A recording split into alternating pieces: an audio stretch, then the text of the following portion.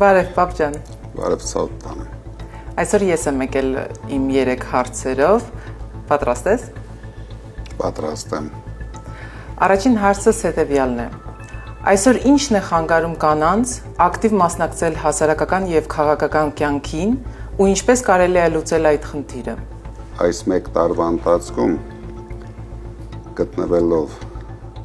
այս քաղաքական պայքարի մեջ ես ուղղակի զարմացած եմ եւ հիացած եմ ազգային ժողովի կին ընդդիմադիր գործիչներով, մեր ուժեղ հետաքրքիր լրագրողներով, կին լրագրողներով, մեր թիմի ուժեղ կին անդամներով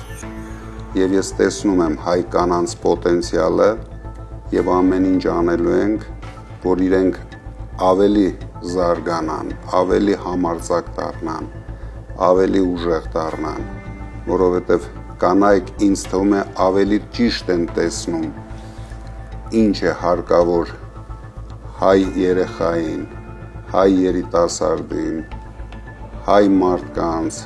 դրա համար մենք ամեն ինչ անելու ենք բարձրացնելու հայ կնոջ դերը։ Ես նույնիսկ իմ հարցազրույցներից մեկում հայտարարել եմ, որ ես ուրախ կլինեի, եթե մեկ օր տեսնեի Հայաստանի ղեկավար շատ համարձակ կնոջ, հայրենասեր կնոջ։ Ես էլ, բայց հույսով եմ ինձ նկատի չունեիր։ Քեզ նկատի չունեի։ Ինչպես պահպանել հայկական մշակույթը այս թվային աշխարհում, միաժամանակ բաց մնալով այլ մշակույթների համար։ Մենք ունենք շատ փորձառու, շատ ուժեղ մշակույթային գործիչներ,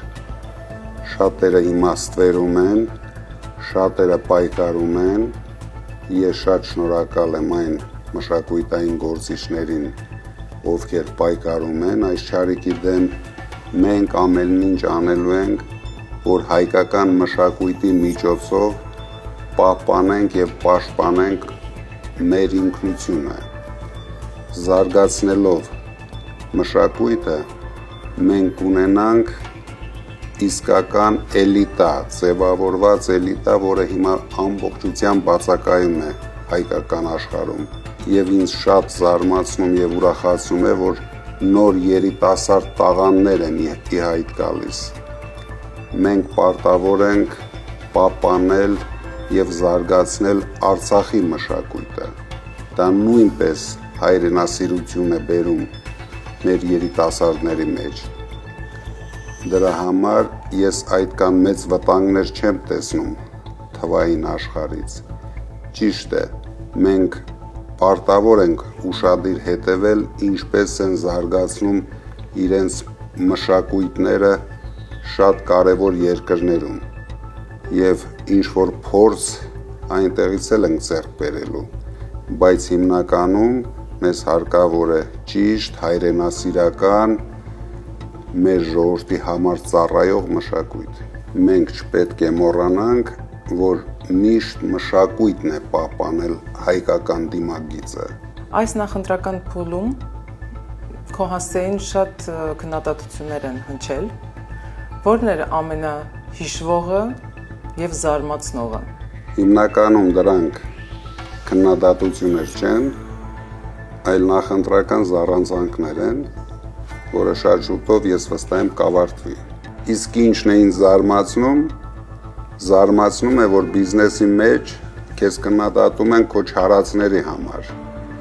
Իսկ քաղաքականության մեջ քեզ քննադատում են իրեն չարածների համար։ Բայց ես ձեր համար